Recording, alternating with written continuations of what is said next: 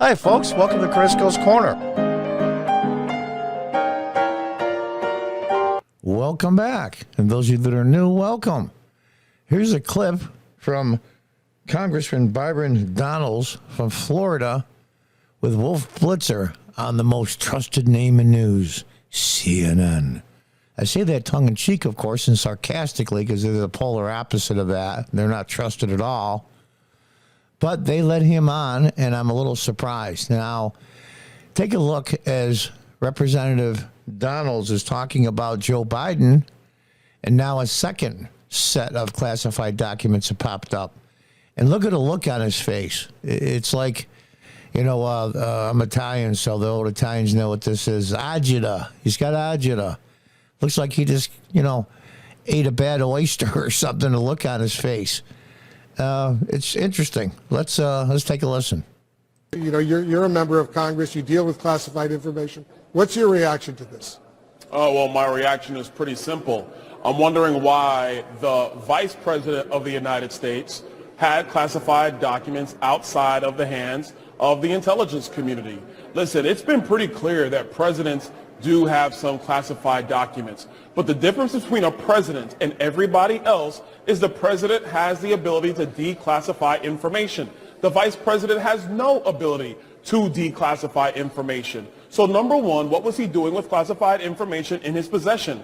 Yeah, exactly right. What was he doing with classified information in his possession? Now, this is two. I'll call them stashes of classified documents in two different locations.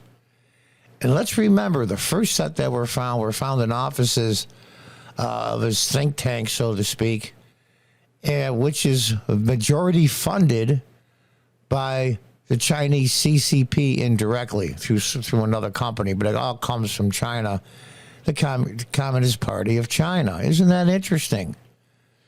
Now, why is CNN, MSNBC, they actually might be worse than CNN if that's even possible, are bringing out the fact that a vice president has no authority to declassify documents, let alone have possession of them. That's the part they keep leaving out. Isn't that interesting? Two, why did it take 6 years? And I want to stress this for the American people. Joe Biden left the vice presidency in 2017.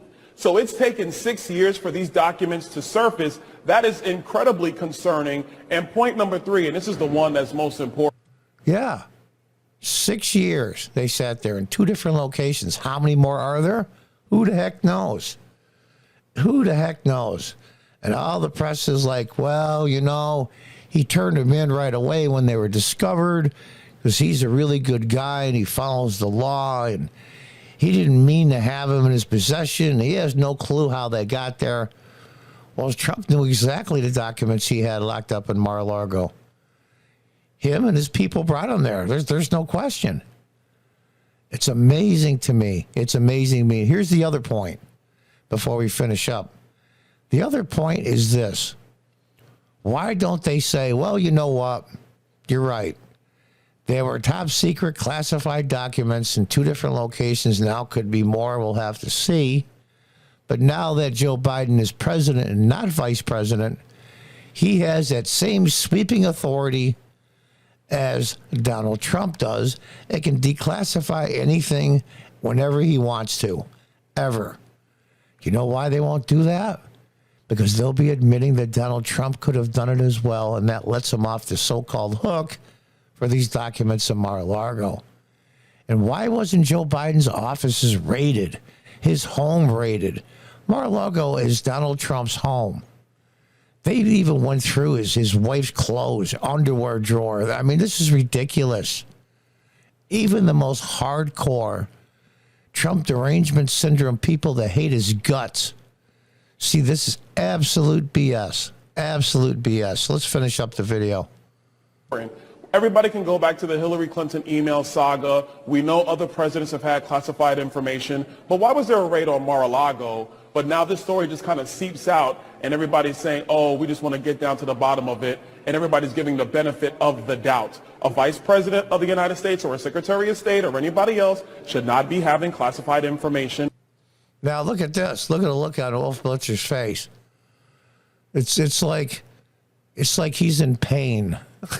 And you notice is oddly enough, and I'm surprised, that MSNBC, Joy Reid especially, would have interrupted him every other sentence. So I will give the Wolf that little kudos there for not interrupting him.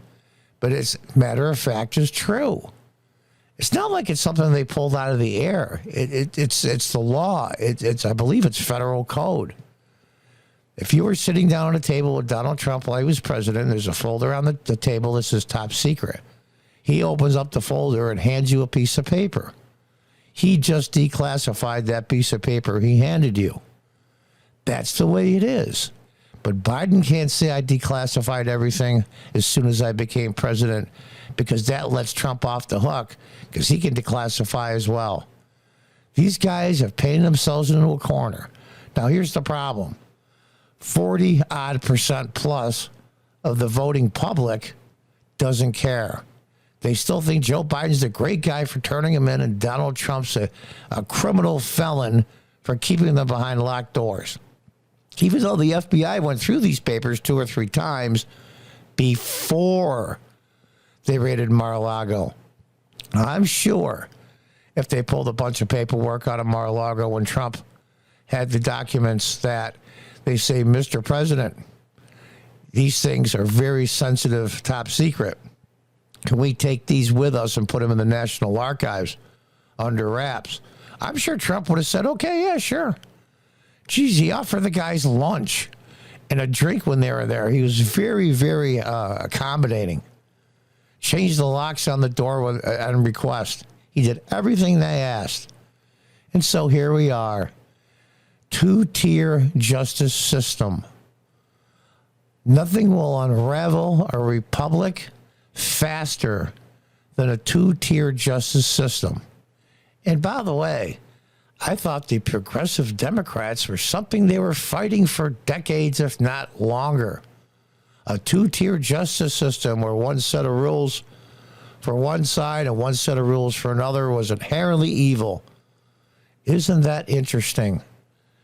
The hypocrisy is so amazing. It is so in your face that I just don't understand. I don't understand how people can take sides and say Biden is okay in this and Trump isn't. It's just amazing to me. Biden had zero legal right to have those documents.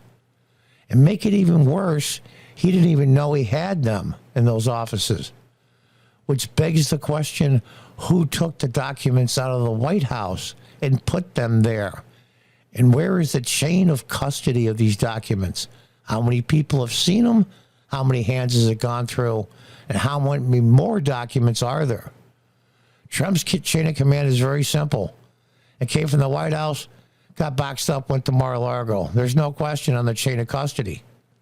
No question on the chain of custody at all. We'll see how this is played out. Of course, we're going to know how this is played out.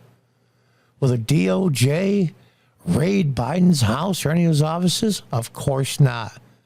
Because the Department of Justice and the intelligence services are now under the control of the progressive Democrats, and they're using them against their political enemies. And it's up to the American people to put a stop to it. Until next time, goodbye and good luck.